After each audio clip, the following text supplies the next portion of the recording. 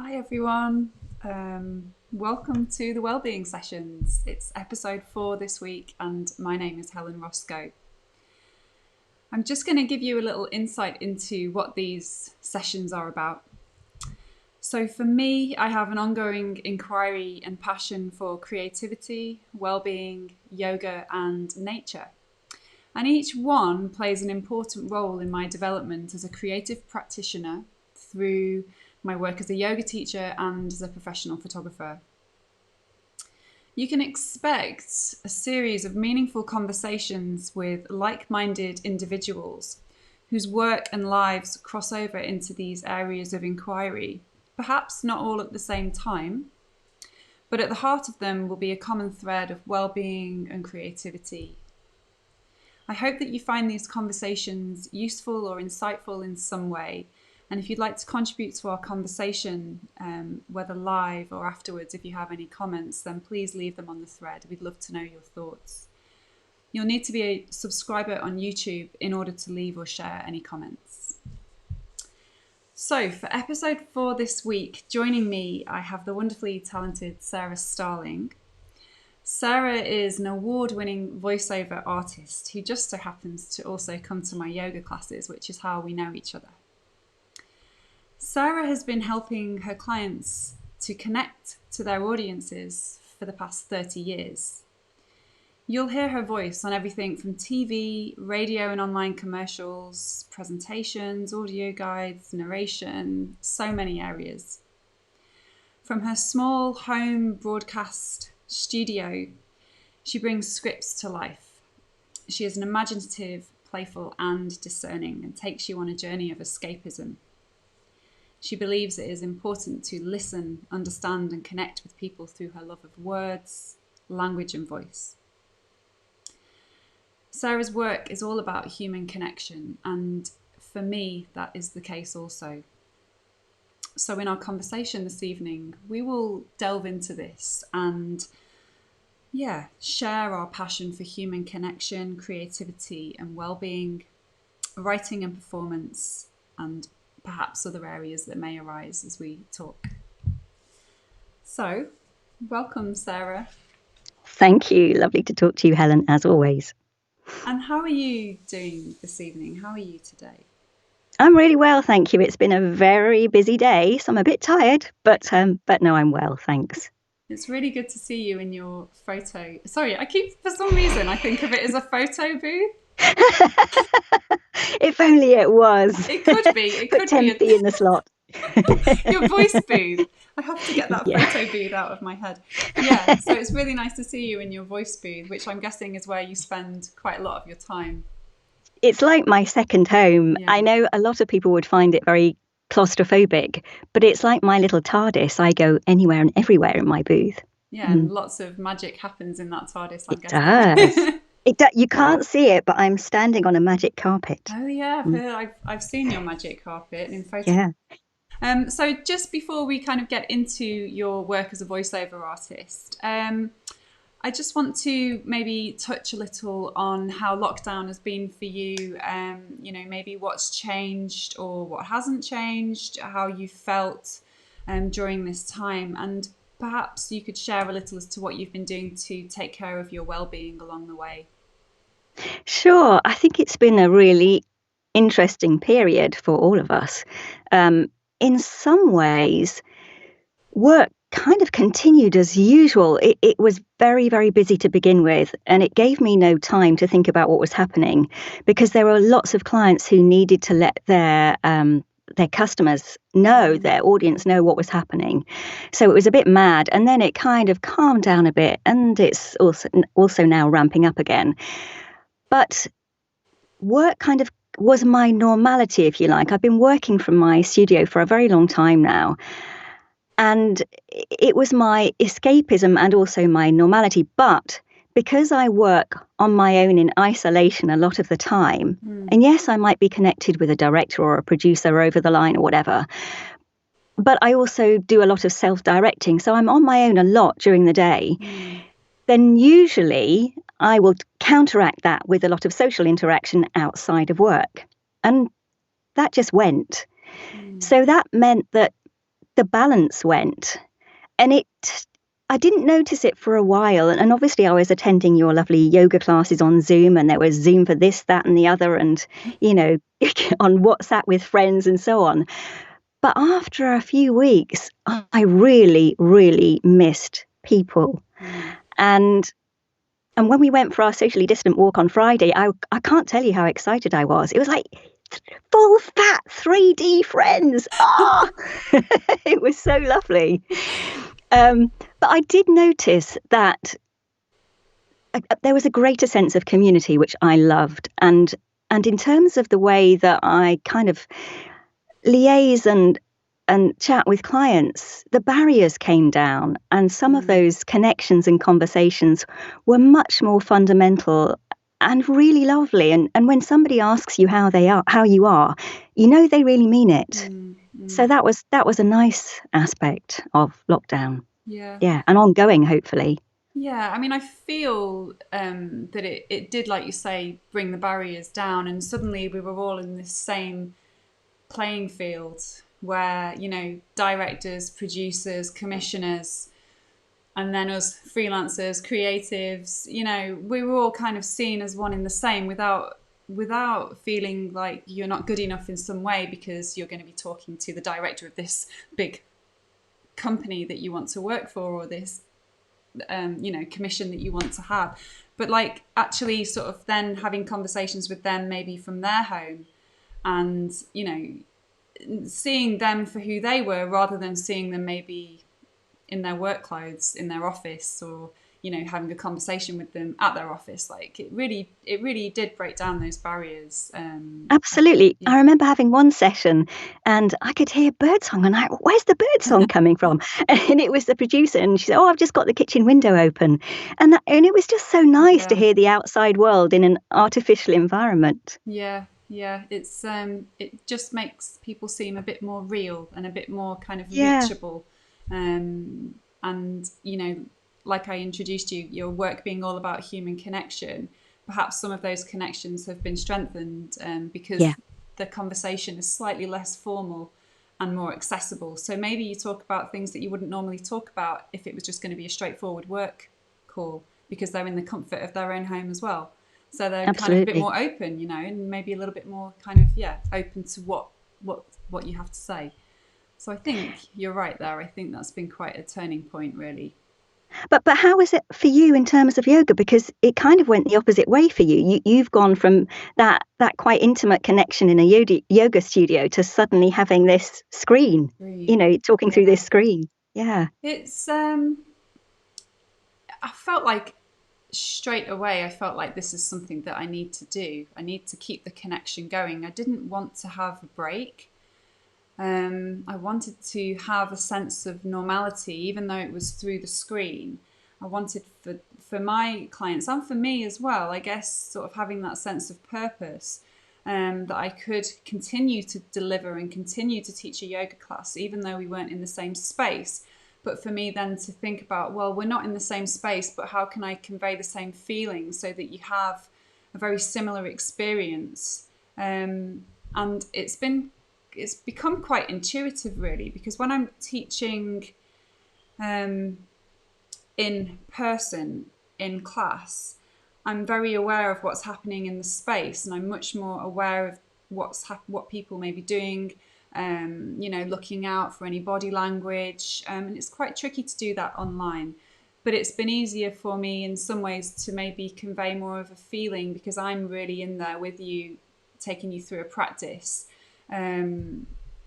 So yeah, I had a conversation with my Monday class this morning, and they were asking me about plans moving forward, and it was a really small group. There was only 4 of us there, so we had quite an open discussion at the start, and it was really nice just to have that, because you don't have the same interaction with people that you normally would either side of a yoga class. People come and then they go, and that's the bit that I miss, really, is that kind of checking in.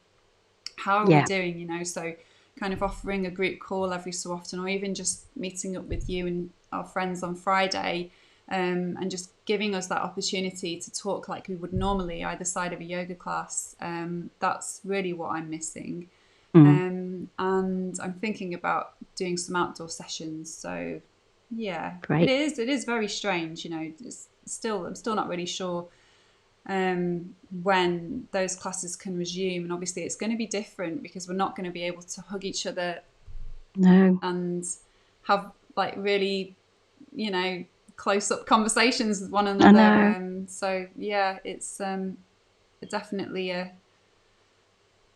strange time, as everyone keeps Mm, saying. mm. Okay, thanks for that, Sarah. So, I would like to show your show reel to begin with, and then that will give people a clear idea as to what you do and how your voice works so beautifully across so many different genres and platforms. So, we'll get that Okay. going and then we'll have a conversation about your If your work. skin were wearing a wash label, what would it say? Dove believes no matter what, all skin deserves gentleness. Brussels Airport, home to millions of stories and infinite possibilities. An airport with a bright future. No post, no glance, no email is worth a life. You're never alone on the road.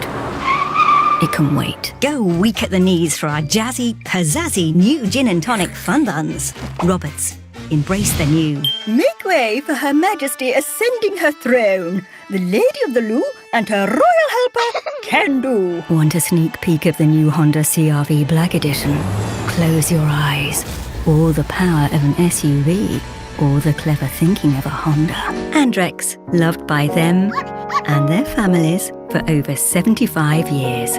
Seems we've all become usernames and IP addresses. That's why at Starbucks you have a name, and we try to get it right. To us, it's personal. With fruit, the vines that round the thatch eaves run. Enjoy all the delicious flavours of autumn. At Waitrose, join us. Let us know what you think, because together we can really go places. That is so fantastic. Oh, I thank just you. love the variety. Like, you're very versatile, in terms of your ability to convey empathy and emotion in so many different ways, to make it funny, to make it, like very imaginative in terms of how you use the voice, and also your kind of array of different tones and moods that you can offer. It's I'm guessing that people will recognize your voice, because sometimes I've been on hold on the phone and I'm like, that is Sarah. Yeah. Sometimes I'm on hold to myself, and that's quite freaky. So, what was it that sort of took you in this direction? Do you just want to share a little bit about your background in terms of how it became that you ended up being a voiceover artist and doing these kind of amazing commissions for companies like Andrex and Honda, and which was the airport, Brussels Airport? Yeah. Really big contracts like that coming in. So do you just want to give us a little bit of an insight as to how this came about for you? Yes. It's been a bit of an evolution, really. My first voiceover was when I was about 5 or 6, and I recorded a little request for a record to be played on Radio 1. Oh, wow. And it was played on the air. So I guess that was my first voiceover, really. And I kind of had a taste for it. And little things like that have happened kind of all the way along. So I remember my first trip to the theatre in this magical other world. And the performers on the stage at the end were calling children up to come onto the stage. And I was like desperate to be picked to go on the stage. I don't know why, because I was actually really shy, and I still am quite shy. But there was something about it that was like a magnet for me. And I kind of thought about being an actor for a while, and I did do a degree in drama and television studies and so on in the end, and did a lot of acting at school and so on. And I was one of those children in English classes and in drama classes who could not wait to be chosen to read aloud.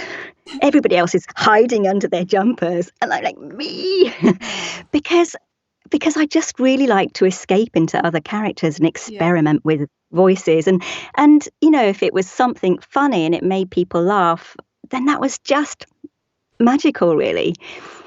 And during my degree, I remember standing outside Broadcasting House in London with my dad, and him saying to me, well, one day you might work there.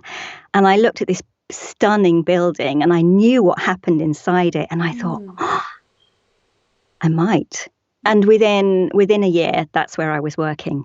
So I started my career at the BBC as a studio manager or sound engineer, if you like, and had a fabulous 5 years and learnt a lot of things that I still use now, like editing skills and, how to use a microphone, which way to point it, etc., etc. Yeah. But I kind of always knew that I wanted to be the other side of the mic. And through hard work and some coincidences, that's where I ended up. So I spent about, 15 years working across TV and radio as an announcer, newsreader, transmitting channels, pressing lots of buttons, doing editorial things, all sorts of things. And there came a point where actually the voicing was the smallest element of the job, but it was the element that I was most passionate about and enjoyed the most. And I also knew that I couldn't do the crazy shifts I was doing and had been doing for about 20 years for much longer. So a whole combination of circumstances arose, and I thought, now is the time. So in 2006, I made the leap from the BBC and I set up my business as a voiceover artist. And it was kind of like starting from scratch, really, because, we built a studio fairly quickly, but then, you have to find the clients, and where do you find them? And social media wasn't as massive then as it is now. So it was a lot of hard graft. And then over time, clients keep coming back and, they refer you to other clients, and, you sign up with agents and agencies, and you build over time like you do with any business. So yeah, that's kind of how it happened. That's such a fantastic story. I love how you tell it as well, with drama, and it's the passion really oozes from you. That's quite similar to me. Like, I became freelance in 2007, and actually, did I? Yes, I did. I became freelance in 2007. I'd done 2 years working in a studio as a photographer prior to that. And like you say, finding the work was, it's like, oh, I'm going to go freelance. I'm going to do this on my own. And then you do it and you're like, oh, yeah, need to find some clients to work with. But it comes down to our kind of, I guess, topic of conversation today, human connection. What I did in those really early years of being a freelance photographer was I pretty much went to nearly every event that was taking place. So this is before I met Dave, but I lived in Leicester at the time. And I found myself photographing for one of the local magazines. So they would send me out to events, and at those events I would meet people, and then they would say to me, can you come and photograph our event next week, or can you come and do this for us? And then it just kind of grew from there, and it's definitely comes back to that relationship and human connection, and that is still how it maintains for us today. So since we moved up here, we had the same battle when we first moved to Manchester of, we've transitioned, we've got a new base, where is our work going to come from? And then eventually it came through those connections that we already had. And then over time, those connections became referrals for other things. And we always find that if we get to actually meet people as well, that's really works for us. When you meet people and they get to know you, and then they can develop trust in you, and then, they'll take it from there and keep coming back and working with you once you've got that strong relationship. I suppose that's a difference actually between the two of us, because I don't go out. Yeah. So I do go out sometimes, but it's very rare to meet clients unless you're in a studio session in Manchester or London or wherever. Now you might have a Zoom. I did have a Zoom a couple of weeks ago with a client and a stakeholder about a project I've just completed, but most of it is over email or phone, really. Yeah. So yeah, it's different in that respect. So you have an amazing ability to hold a human connection without meeting your clients, let's say, and then that human connection, then you're passing over to the audience. Yeah. So you're connecting the voice of the client to an audience. Exactly. I kind of, it's like a little triangle, really. It's the client and their business and their brand. It's the idea behind and the words on the page, and it's their client. And I kind of think of it as a golden thread, really, that loops them all vocally. Yeah.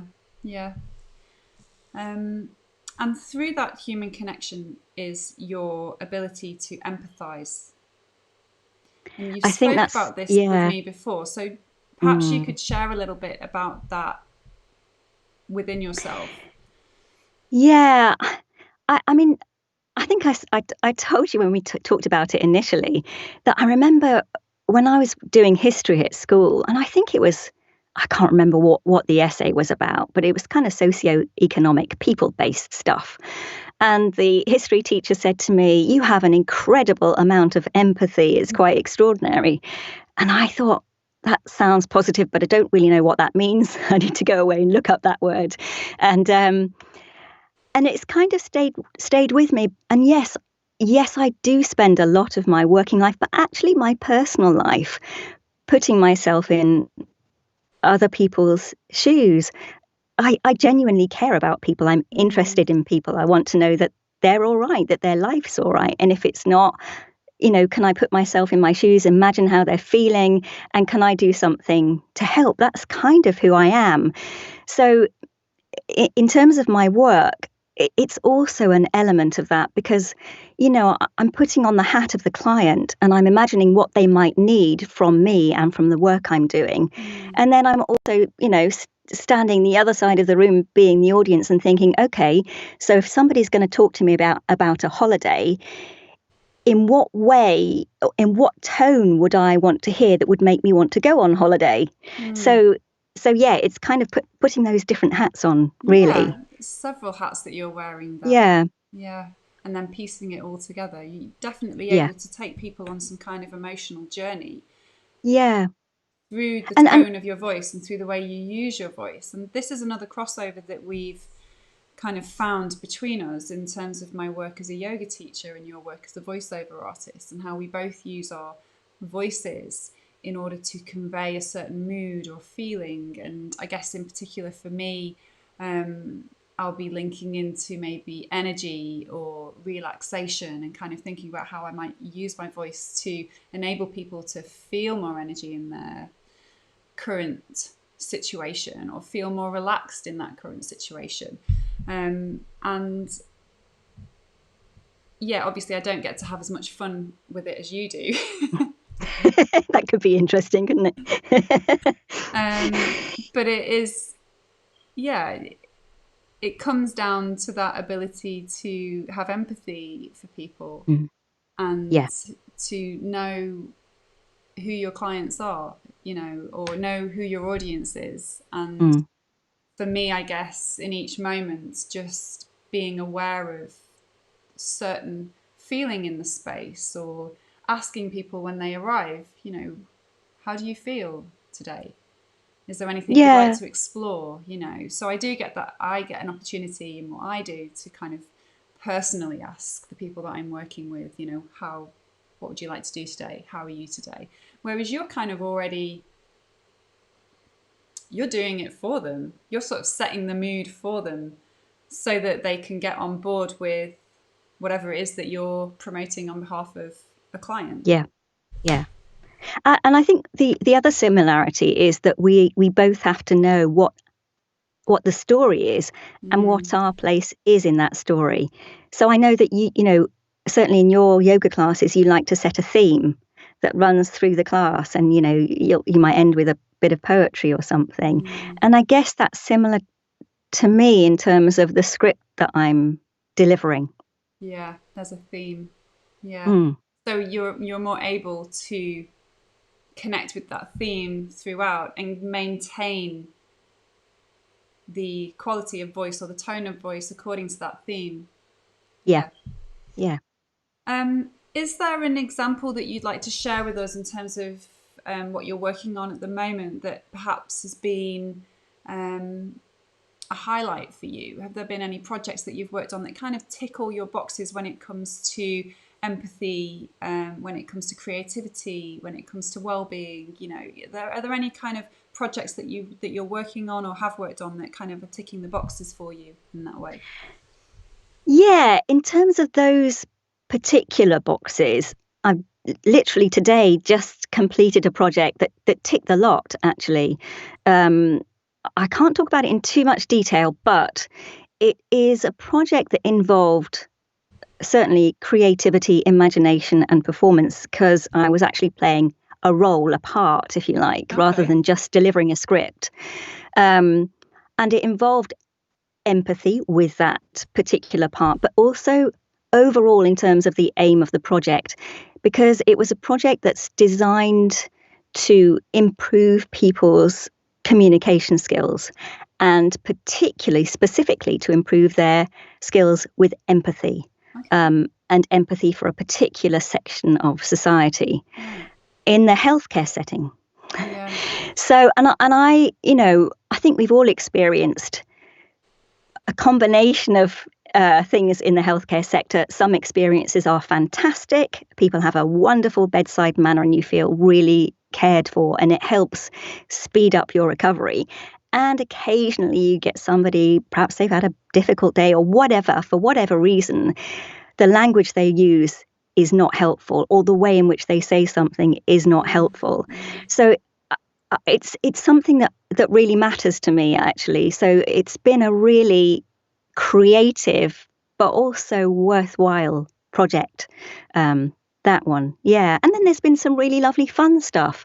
I don't know if you're familiar with the children's TV program Zog. But yeah, during lockdown, this lovely project arrived in my inbox to play Madame Zog, just for an exhibition at Warwick Castle. And so, yeah, that was really lovely. And that was, for me, especially during lockdown, it was glorious escapism and play. That was just lovely. And I'm guessing that escapism has been really important for people during lockdown.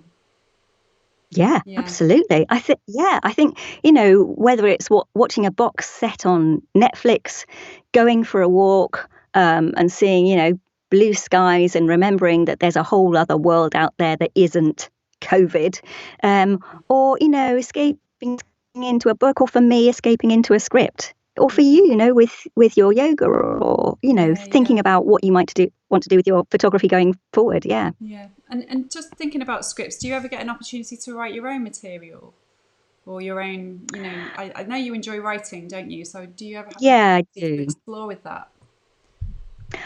Personally, I do. I mean, I write blogs, and I write stuff on LinkedIn and various other places. And during lockdown, I have written some poetry. And in fact, I was asked to write a poem by a voiceover agency for multiple voices, because people were feeling a bit fed up. So I did that. I wrote a poem for multiple voices, and as many voices as we could get in the agency voiced it. Oh, so that's fantastic. Yeah. And can we see that anywhere or hear it anywhere? You can. Actually, where is it? It was online. It was on social media. Is it still there? I don't know. It might be quite nice to sort of find and listen to. I can send it to you so you can stick it on the feed. Yeah, that would be quite cool. Okay, so I just thought I tapped in then, you mentioned the word performance, and that's another area that probably crosses over for both of us. For me, it's a bit different nowadays, although it does still cross into my life because of the fact that I'm going out and taking photographs, and there's an element of performance in that in terms of how I have to prepare. And to an extent, although I don't really want it to be this way, there is an element of preparing for what I do online and preparing sessions in terms of my yoga classes. But really, my main experience of performance was when I was an athlete, and I would perform, literally. I would perform a race every week for most of the summers of my life, from between the age of about 11 until the age of 25. And it became a really big part of my life. And this kind of preparation, what you do when you prepare for a performance, especially it's a little bit different in the athletic sense, in that, you know, you have some really key meets that you're preparing for, and then you have all these extra ones that kind of filter along, which might sound familiar to you in some way, where you have smaller ones and then you have these bigger projects that come in and you really throw yourself into. And obviously there's an element of preparation, a huge element of preparation when it comes to being an athlete, more in a case of fine-tuning your body, fine-tuning your mind, kind of getting yourself into the right state of mind so that you can have like a sense, almost like a tunnel vision of just focusing on yourself and what you need to do in that one specific race. And it's over so quickly, but there's so much preparation that goes into it. So yeah, I don't know whether that resonates with you, because you're nodding your head and it seems like it does. No, that's very similar to, certainly to live broadcasting. Yeah. You know, there's a lot of preparation that goes on before a live broadcast and behind the scenes and all the rest of it. And sometimes, you know, I'll have a session with a new client, and it might be for a major brand or a particularly big project. And, you know, like you, I will always prepare before a session. I'll always go through the script and I'll think it through and think what they might want and think how I can do it differently. But there is also that element of performance, absolutely. When sometimes I've had, you know, 10 people listening in, and you are very much performing, or it feels like it. But it depends who you're doing it with and for. And I don't know about you with your photography projects, but some people are fantastic when it comes to collaboration, and they make you feel like you're part of a team and that you really are a part of that collaboration. And with other clients, you're kind of working for them, which is fine. You know, either is fine. But I think that collaboration can often bring the best out in people. Yeah, definitely. I mean, in fact, as an athlete, it's a collaboration. You know, I was collaborating with my coach, with my training partners, with my physio, with my nutritionist. You know, there's definitely an element of collaboration that comes in there. It's not just about you. You know, there's always a team. And that has actually gone on throughout my life, really, since I stopped being an athlete and came into yoga and came into photography. I've always kind of had a little team in some ways. And when I first started out as a photographer, there was a makeup artist that I worked with all the time. Her name's Jessica Nurse, and she sometimes listens in on these. And we would do loads of test shoots together, and we would just sort of have the most amazing collaborations where she would say, I want to do this idea. And I would be like, all right, okay, let's see how we can do it. Let's get a model. Let's do this. Let's try it. And we'd just spend the day trying out loads of ideas. And from that, it would always generate something really fruitful for our portfolio so that we could, you know, show clients and just share. It would be more, I guess, easily available now with social media. You could just, everyone's just putting their test shoots on social media. It was much different back then in terms of approaching magazines for published, you know, editorial work. And then sort of leading on from there, as Dave and I have formed obviously a relationship, and we have a working relationship, and we've come together in terms of our photography, videography, design work.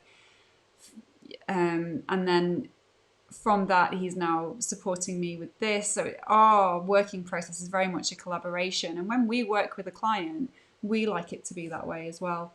And the projects that we're most passionate about are definitely the ones where we felt like it's a collaboration, and we're collaborating with the client, we're collaborating with the people that we are photographing, and it feels way less pressured than going into a situation where you feel like you're working for that person and they are telling you this is what you're doing, and you don't have a lot of time to kind of create what you would imagine or hope you could create if you had more time. And yeah, the atmosphere can really be tricky in those situations as well. So thinking about your preparation, is there anything that you might do in preparation for a session, a voiceover session? Yeah, I mean, I will always read the script through several times. And if it's for a radio commercial, I mean, they are always tight for time. So I will make sure that it fits 20 seconds or 30 seconds, or have some idea of what that pace needs to be in order to fit the time slot. I might eat a green apple because it stops you getting lots of mouth noise. And So And what do you mean by that? You might eat a green a green apple. apple. A green apple. Well, when you're working as a professional voiceover artist, people don't want to hear all the little clicks and pops that you get. That's just a part of normal Okay, yeah, talking. yeah, So you try and reduce it as much as you can. And one yeah. of the ways to do that is to have something slightly acidic, like Okay, a green apple. right, okay, Yeah. that's really interesting.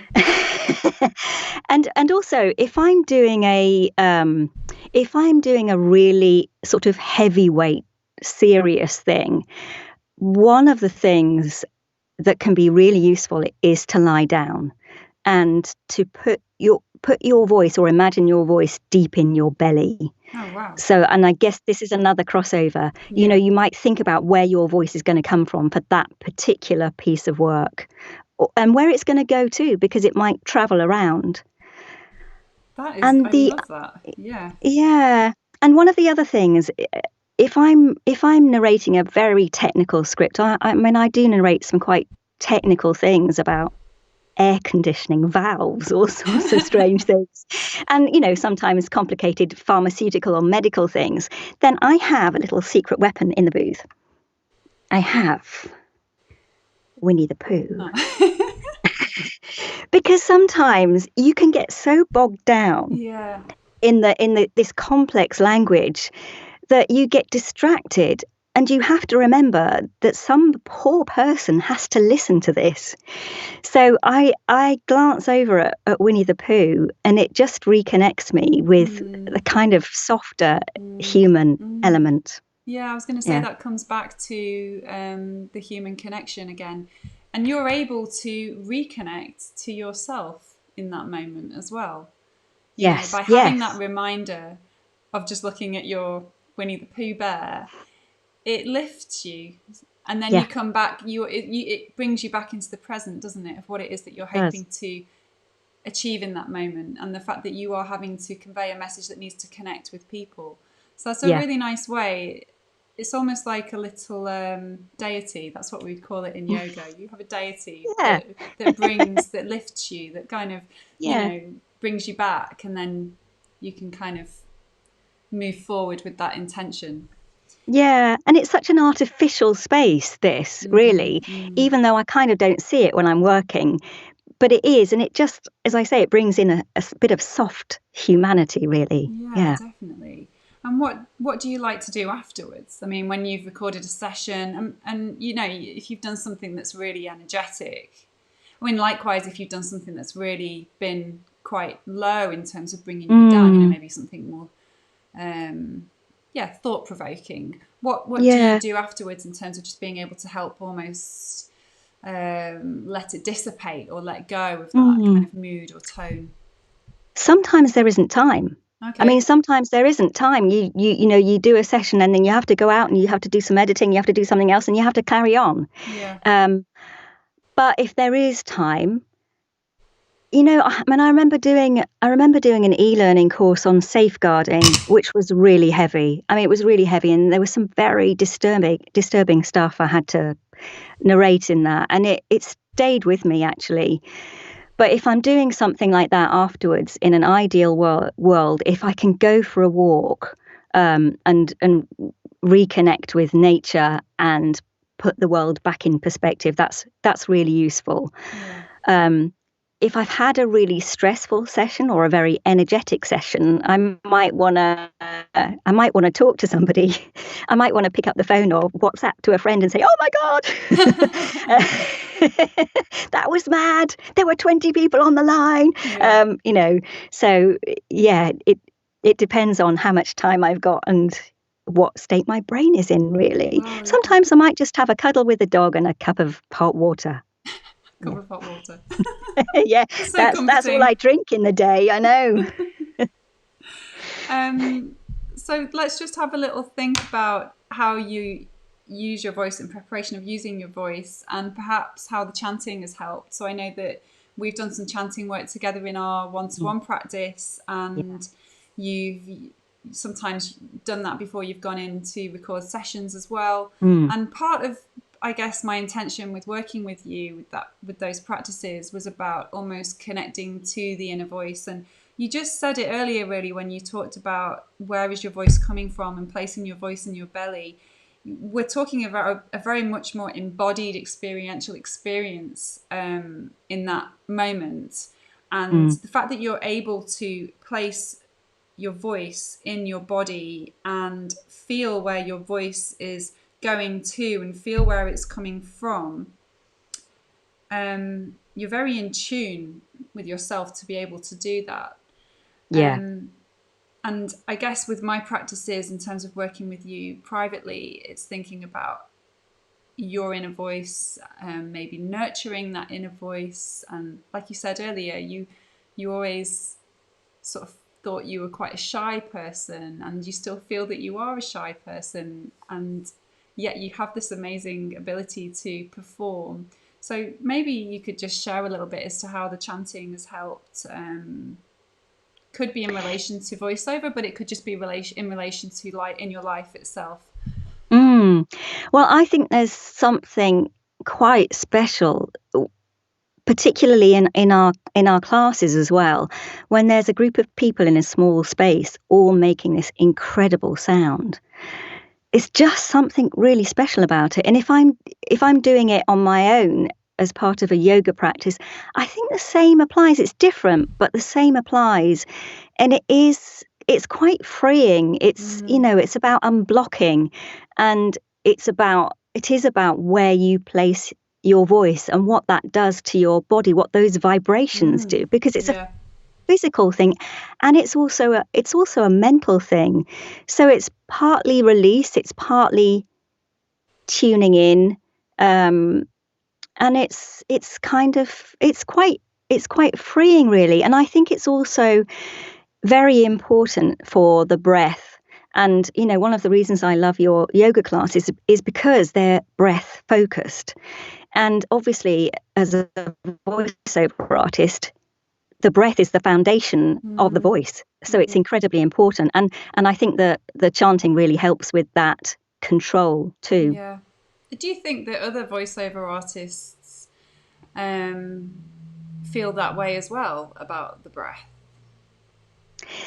Yeah, well, in fact, one of my friends who's a voice coach has been running a course recently in breath. Okay. So yeah, I think it's very important. Yeah. Okay. I mean, I'm with you on that when it comes to sound.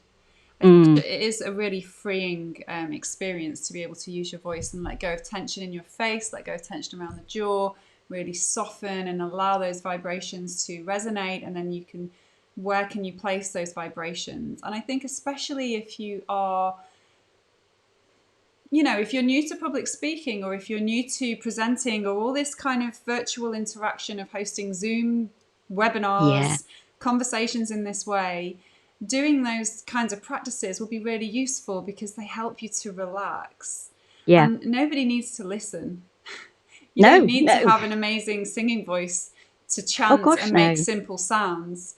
But actually what they do is they are very, very relaxing for your nervous system, but also they bring you into the present moment. So as soon as you begin to open your mouth and make a sound, then the mind is just kind of coming in. But if you make a sound that's a bit more meaningful and has a bit more of a, I guess, relaxing or freeing or calming, but then equally you could use it in a way to energize and stimulate and invigorate. So if you kind of have that tool to be able to draw upon, it could make these interactions a lot easier for people, to be honest. Absolutely. Yeah. Particularly if you're nervous. Yes. Because once you can learn a bit of breath control and how important the out breath is specifically, it can be really helpful. Yeah. I'm just about to write a blog post on breath awareness. Are you? Perfect. So, okay, we have about 15 minutes left, and I just wanted to maybe check in and see if there was anything else you'd like to share, or whether you have any questions for me based upon this chat, or anything else that you wanted to kind of tap into. I suppose something that occurred to me as we've been talking is that in terms of your photography and in terms of what I do, there's another similarity in that you and I are both given a brief. And whilst we're working to somebody else's brief, we're also bringing a part of ourselves to that too. Yeah. So yeah, I just thought that was another interesting crossover. And I think also the other thing that we spoke about the other day was the importance of silence and the importance of pausing, because obviously for me, where and for how long I pause in a script can be really crucial.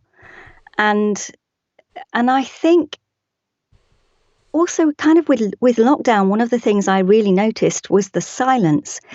And I loved it. I absolutely loved it. I think, we're so used to living in a fast and noisy world that it's really important to pause sometimes. And that's, another reason why I really value yoga, because, that silence, that time to pause really brings you into the present moment. Yeah.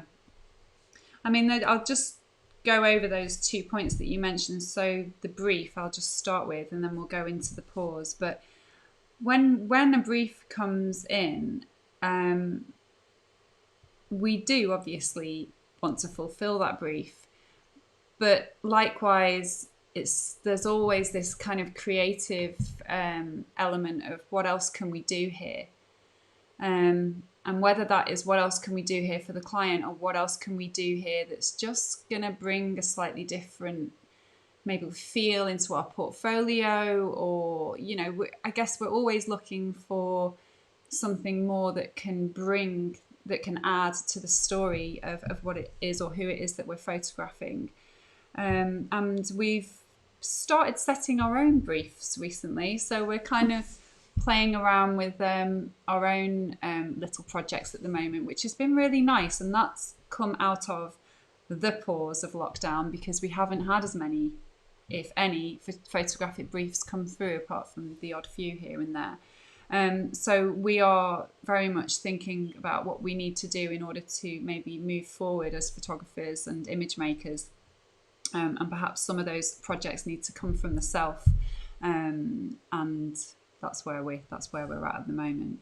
So then moving into the pause and the silence, it's such an important part of the yoga practice, but it's also, like you say, we've had a really those first few weeks, and I think it was probably about 6 weeks or 7 weeks maybe, it was so quiet and peaceful, and it felt like in many ways it just felt like nature was still there, like nature was still just kind of doing its thing quite happily, thriving, less pollution, goats coming down from the mountains in Llandudno, so many more birds in the garden. Like there was just so much more in terms of that nature to connect to.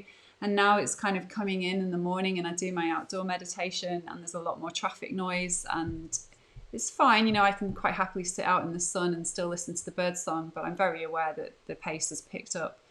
So I think when it comes to mindful practices, whether it's yoga or other, mindful-based practices, being able to be comfortable in stillness and in those pauses is really important. And something that my teacher would always say that we've experienced in our training is, try to resist the temptation to fidget. So when you pause, don't worry about your hair, don't worry about your top, don't worry about your leggings, don't worry about the itch, just be there and notice how it feels to be there. And then you can move, and then you can itch. But just for those moments, be still, find your steadiness, know how you feel, and then we can move forward. And I think it's really important to give people time and space to explore those little moments that more often than not will just be covered over and dismissed. Yeah, absolutely. And, quite often we will notice the pause at the beginning of an in-breath or at the end of an out-breath. And those are things that you would never normally think about unless you were doing a breath practice or a yoga practice. And once you notice them, you kind of you kind of treasure those little pools of nothingness. Yeah. But once you notice them, you can start noticing them in all areas of your life. Yeah. So once you're sort of used to doing it in a movement based or mindful based practice, then when you're out on a walk, or when you're making a cup of tea, or even when you're doing the washing up or preparing a meal, or doing some gardening, you'll then notice the pauses. And you'll become familiar with the sensations that arise and what you experience in that moment, and then you carry on with what it is that you're doing. So it's it's definitely something that people don't do enough of, I would say. But people have to realize that for themselves. Yeah. But I think also, I mean, how important a supported breath is for the body and for the back. I mean, my yoga practice with you, I'm incredibly grateful for, particularly during this period of lockdown, because as you know, I've had hideous problems with my back. And during this period, I haven't been able to go and see the osteopath who you kindly recommended, who is amazing. But because I've been doing yoga every day, bar one period where I missed 4 days, and boy, did I notice it. But yeah, and I quickly got back on the wagon. But my back has been really, touch wood, pretty good. So that's thanks to you and our practice. Well, yeah, but it's also your dedication as well. You have to be disciplined in order to do that. And part of being a self-employed, freelancer, discipline comes with that. So it's easier for practitioners in many ways. I don't know if easier is the word, but I think when you're already quite a disciplined individual and you work from home and you have some space to practice, then being able to fit that into your life, it just molds more easily. Thanks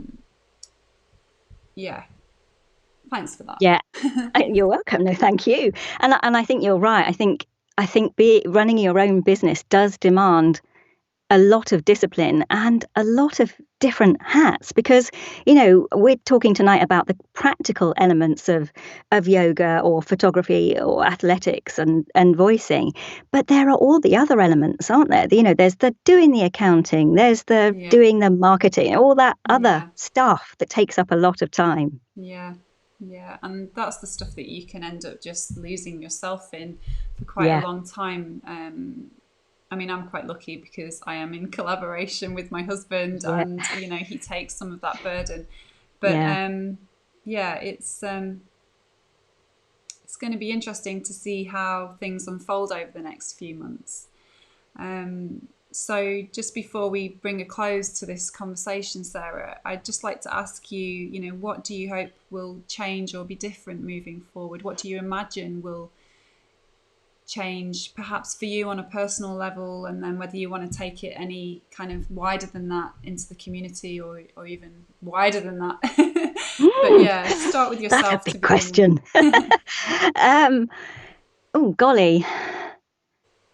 Well, I mean, I think we all like to continue developing as people and growing as people, and that's an evolution, really, isn't it? And I guess what's happened over the last little while will feed into that evolution.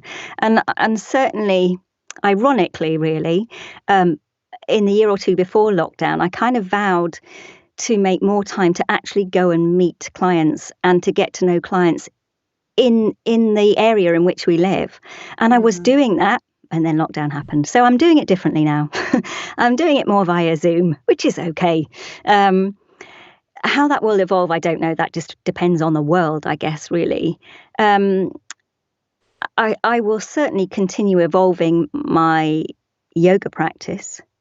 In terms of client relationships, I really hope that the barriers stay down, because this sense of as I said, kind of fundamental connection, and a renewed sense of humanity, a celebration of humanity, I think is really precious and too precious to throw away. So I will do my best to build on that. And the sense of community, even in our street and in the places where we live, again, is something that I will continue to work on. I am somebody who will chat to people in shops and who will chat to people in the street. And I think it's really important. And actually, I know there is evidence that suggests that is very good for our mental health. And if people are going to be working more from home, which they currently are, those small things are really important. Yeah. In terms of kind of even bigger things, I hope that this pause brings about change, and I hope it brings about thoughtful change. And just in terms of our impact on the planet, which, is a conversation that's been ongoing for some time and has become more and more urgent. And, we are just guardians. We're here but briefly, and we're here to kind of look after the place for future generations.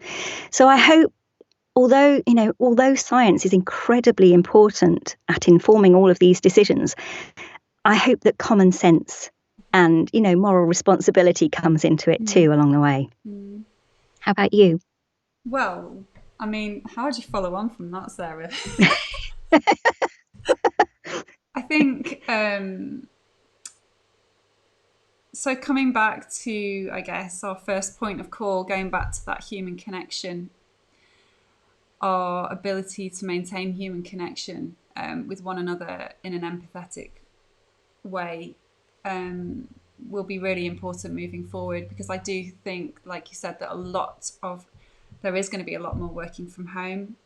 There is going to be a lot more of this virtual exchange, even though people will be able to come together. I think there is now a new way for people to work, and that way will work. But equally, they're going to be isolating themselves from their community, and we all will in some way. But what we need to do is make choices to actually step out of that environment and go and meet friends and go and see our family and have meaningful conversations with people in person, for our mental health, for sure, and checking in on people. I always felt at the start of lockdown that there was a lot of friendliness out there. There was a lot more compassion and empathy for our situations and other people's situations, and people would stop and talk and ask how you were. And I really hope that continues. It feels like it's been a really caring time around here. We are in a position of privilege, most definitely, but and from that, we've definitely taken some comfort in having such an amazing community on our doorstep.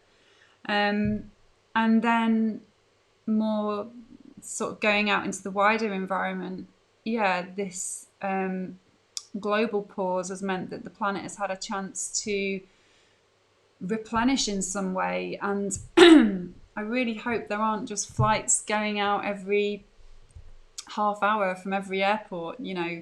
When we were traveling in India, I think it was 9 years ago this summer that we were in India, or around now, something like that. 8 years ago this time we were in India, and we were shocked at the amount of flights going out.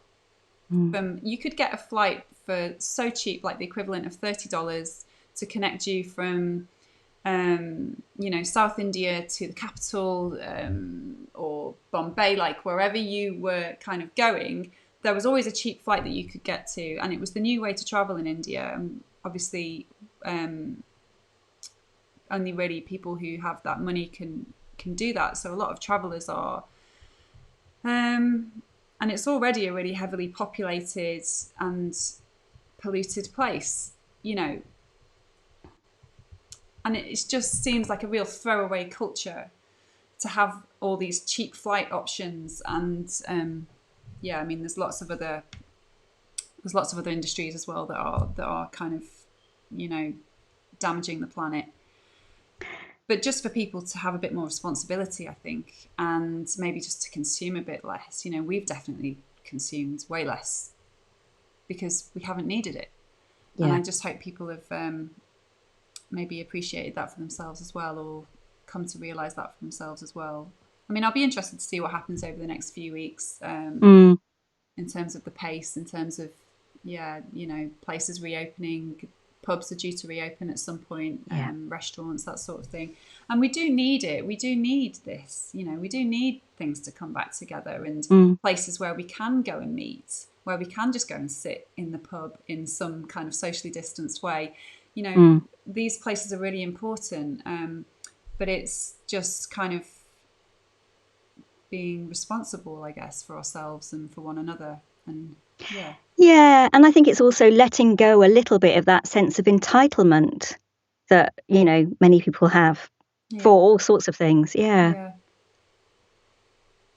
Okay, so I think we've come to an end there, Sarah, if that's okay. Yeah Thank you so much. It's a pleasure. Thank you. It's just been really lovely hearing about your story and hearing all the amazing projects that you've been involved with, and your ability to have all these different practices that you can come to in order to help you, take yourself through this performance and imaginative play with your voice. It's been really lovely talking to you. So thank you so much, Sarah.